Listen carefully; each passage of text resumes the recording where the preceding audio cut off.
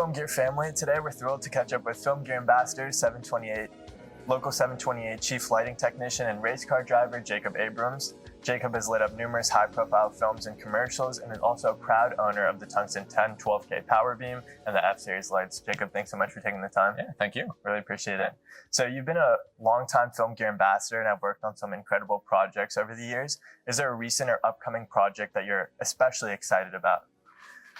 Yeah, I mean, in terms of upcoming stuff, I'm doing a car commercial next week. I can't say the brand or anything yet, but where we're shooting on LED volume, and it's a lot of portraits of people in like extreme places, like say climbing Mount Everest or in a cave, or like shafts of light coming in from the mouth of the cave behind the talent. And, you know, so for that, we'll be using the power beam to create, you know, a shaft of light through the haze, you know, as if it's part of the light coming through the mouth of the cave in the talent. And then there's, you know, another one where we have a surfer standing on the beach at sunset, and that'll just be, you know, a 20K Fresnel as a big strong sun backlight.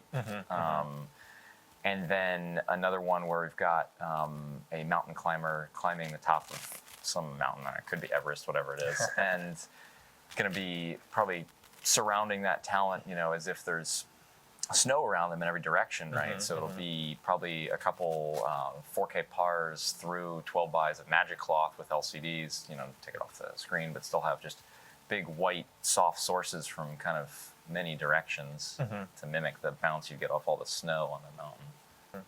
Yeah, that sounds like a really cool car commercial. Yeah. So we've seen within your portfolio that you have been working with a lot of car photography and race car photography and videography.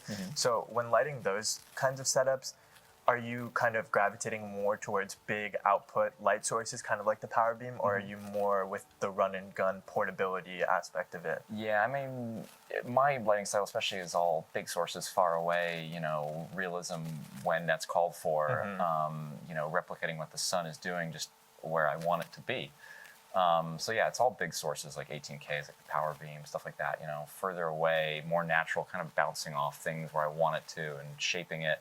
Like I always try and start with one big source far away and shape it and grip it to do what the sun would kind of do, but in a little more beautiful way, a little more controlled way, depending on what we're photographing. And then, you know, bring in very small LED sources, maybe very in close for an eye light or something like that, or little accents. But it's always starting as if it's what the sun would do, just exactly where I want it to be.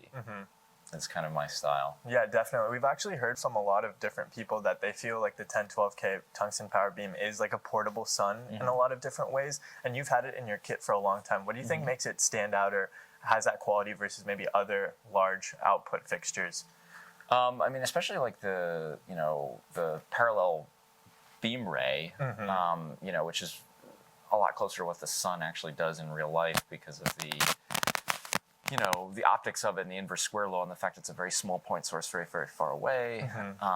You know, it's just, once you have those parallel beam rays of something like the power beam, you can replicate that feeling of the sun a lot better in a lot of ways than you would with something that just spreads. You might be too close and just spreads too much and doesn't feel like necessarily one point source.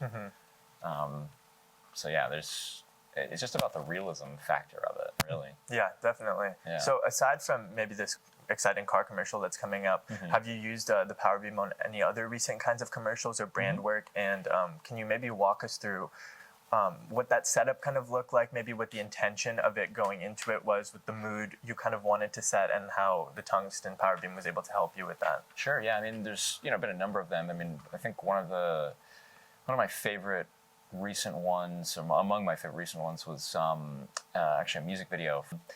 It was an airplane set, pretty much all narrative, like fight scene on an airplane set. Whoa. And so, you know, you've obviously got this big bank of windows, and you know, want to create the sun moving in the windows as the plane's banking and turning. And so, you know, we had the power beam just simply on a Roadrunner stand. It didn't need to be anything fancy for the specific shots and rigs we were doing. Just on the Roadrunner, with someone pushing it and panning it as they went through the different windows to create the sun moving effect. You know, which there's obviously more complex ways of doing that. I've done it on dolly, done it on cranes and stuff like that. But for this, it was just simply pushing a Roadrunner and, you know, aiming it at the small airplane windows as we went through it. And you can really see the sun move through the plane during this fight scene, and it's... Yeah. That's an amazing application for it. We've heard like how it's quite portable. We've heard from different gaffers about how they're able to like rig it even within kind of like a city structure. They're able to rig it on top of buildings or on top of like trees and stuff like that. Do you have experiences where you're able to talk about its portability or how kind of easy it is to handle? Yeah, I mean, I think I had a U.S. Army commercial that I did with them where it was a set build on stage, but still there were a couple sets that were built very small purposefully to, you know, look like a practical location. Like one was like an Army field hospital. And then, you know, it was very handy to be able to rig it like on a Max Menace arm and get it over one set wall, kind of beneath another set wall, and kind of really position it easily where we needed to create that, you know, shaft of sunlight coming into this like field hospital tent. And, you know, still get the quality of light that I wanted without compromising on that. Those are some really cool different applications you had for using the power beam. I guess this is just more of a general question. When you're using kind of film gear products, whether it be the F-Series or the power beam, what do you think makes it stand out versus maybe other competitors?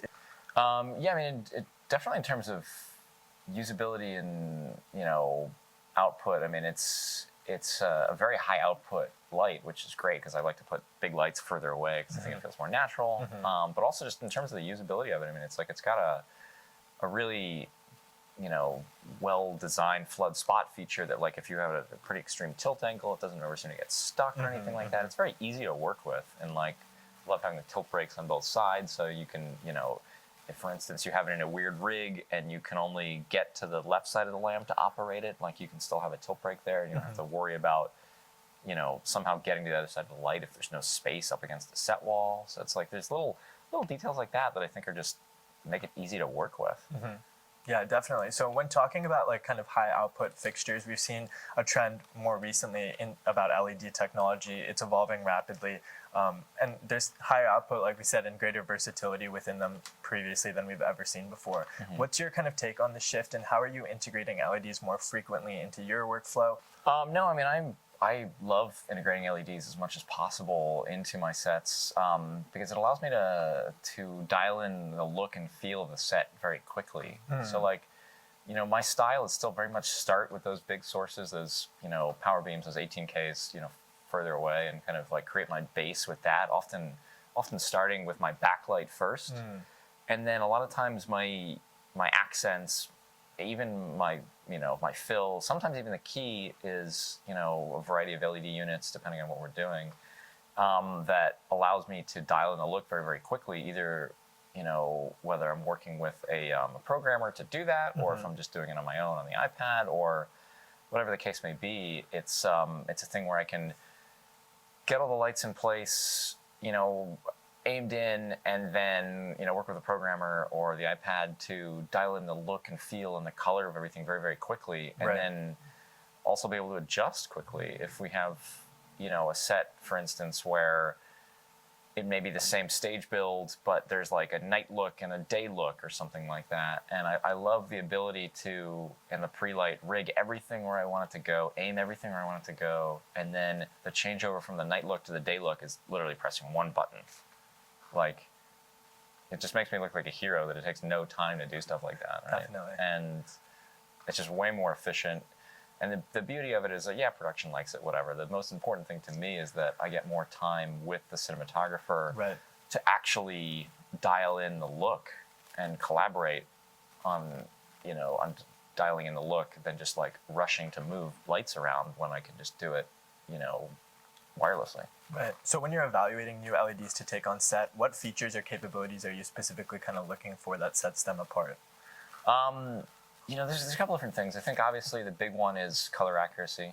Like, you know, I'm a stickler for color accurate lights. Like, I don't want to be fighting to match one LED to another because one's not color accurate. So like, that's kind of the baseline. And then, okay, once something's color accurate, the next thing I'm evaluating is output to size of the light. So if the light's, you know, 20 feet long, giant light, like it better put a lot of output out, right? You Definitely. know, like, you know, and vice versa, right? So it's like, you know, I don't want my crew to be carrying around giant lights that aren't putting a lot of output. Like if it's gonna take 2 people to head up a light on a Roadrunner, that light better be putting out a lot of light. You know, the same holds true for small lights. Like if it's this little small handheld pocket-sized light that's gonna go on a bookshelf, like I still want it to be powerful for what it's doing. Definitely.